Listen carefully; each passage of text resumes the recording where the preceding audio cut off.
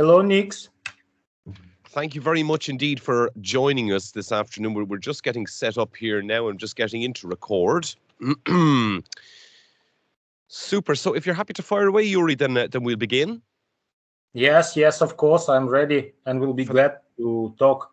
Brilliant. So, Yuri, we're hearing today of a missile strike near an airport in Lviv. I just wanted to take a step back for a moment, I suppose, and take a look at the broader picture within Ukraine. Whereabouts? I suppose it's safe to say that Russia's advance, or I suppose the assault that Russia had planned, is going a lot slower than they might have thought it would.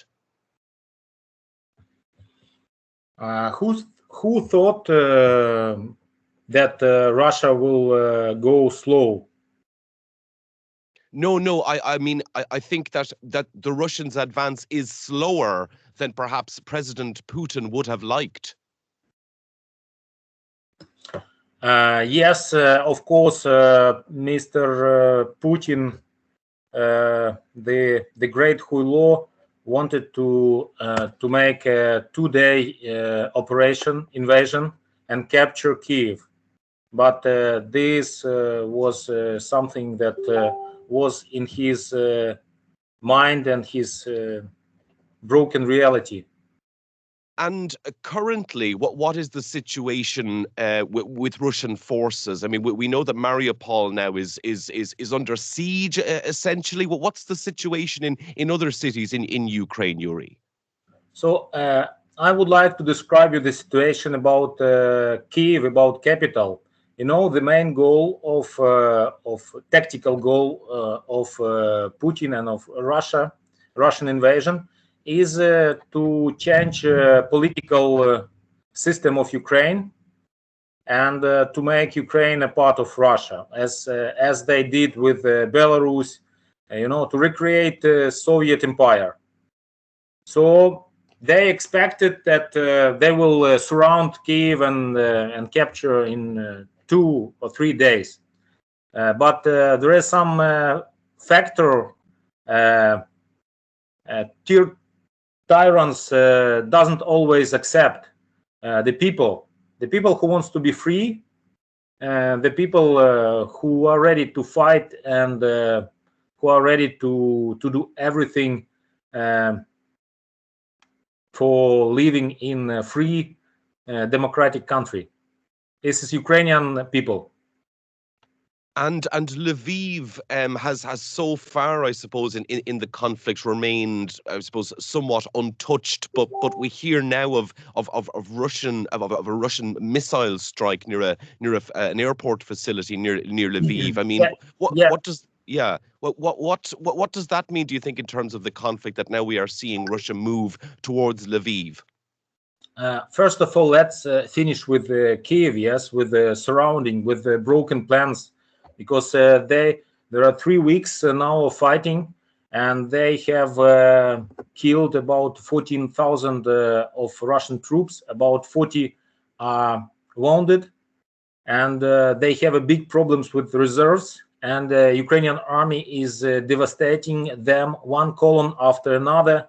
Near my village Bilohorodka, I am at the western part of Bilohorodka, near airport. Hostomel, you have to remember they made invasion, like descent airborne invasion of 34 helicopters that landed troops of forces. They want to capture all Kiev, but they were destroyed, and they are still every day destroyed in huge quantities with our army, with our territory defense, with our people.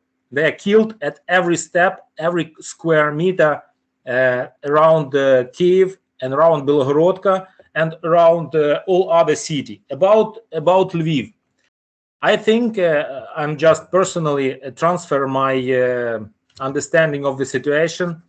First of all, they want to horrify the West by sending about 30 rockets to international military training camp, Yavoriv, near Lviv, and they want to threaten Scotland, and other countries, Europe and States and all free world, to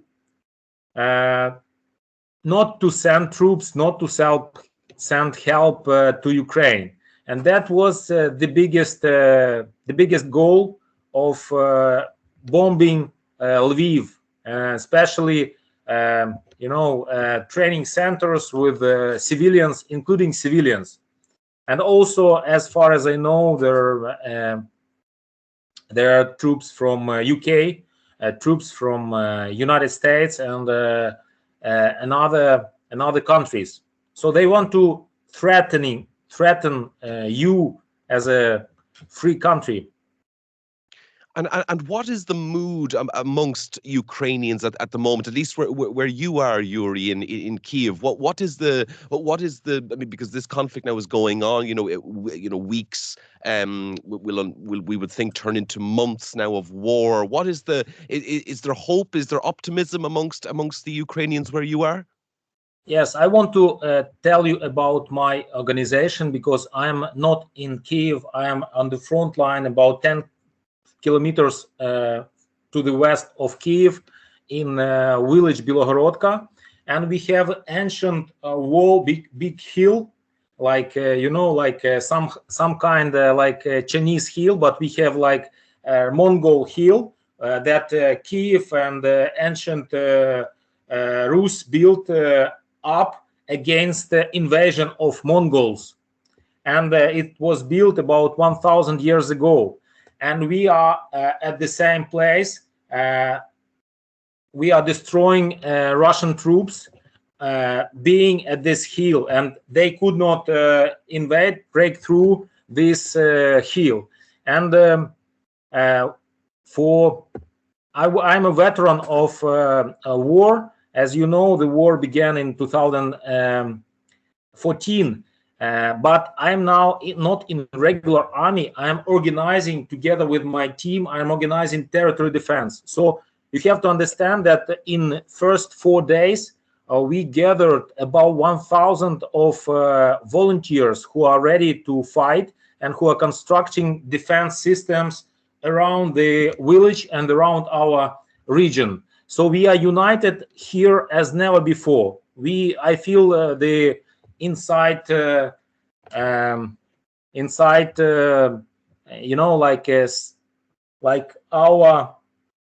like all our nation, and also Ukrainians who is abroad, together with us.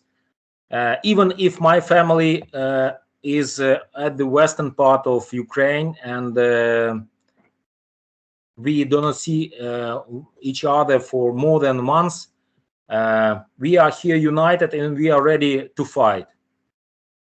Yuri, before I let you go, who do you think ultimately will how do you see this playing out? Do you think that we will see negotiations and potentially a peace deal? Do you think that this war could potentially last years? And ultimately, who do you think is going to win this war? First of all, I want to explain to the Westerners, because they do not understand the roots of the war. This war was more than 300 years ago, and active phase started 8 years ago in Ukraine. And before that, it was in Georgia. Before that, it was Ossetia, Abkhazia. Before that, Transnistria. So I want to tell the whole West, the whole free world, that the ultimate goal of this war is slavery, is freedom. So Russia wants to change the way of the free world will see the future. And we are fighting not only for Bilogorodka or for Kiev or for Lviv. We are fighting for freedom for the whole world. And no negotiations with Zelensky, with any other, with Biden, with anyone will find the ultimate solution. The ultimate solution is destruction of Ukraine, reconstructing the Soviet Empire, and until West don't understand that, the war will not stop. So there should be united West all West, all democratized, all free world have to be united against this terror and against this invasion. We will leave it there, Yuri. Thank you so much for taking the time to talk to us. Thank you for having me. I will be happy to answer all questions. Please contact me. I have all my contacts open. I'm a public Brilliant. person, and you are welcome. That's fantastic. We'll keep a hold of your contact details and your number as well. Stay safe, Yuri. Thank you very much. Onward to victory. Good luck. Stay safe to you. Bye bye. Bye bye. Bye bye.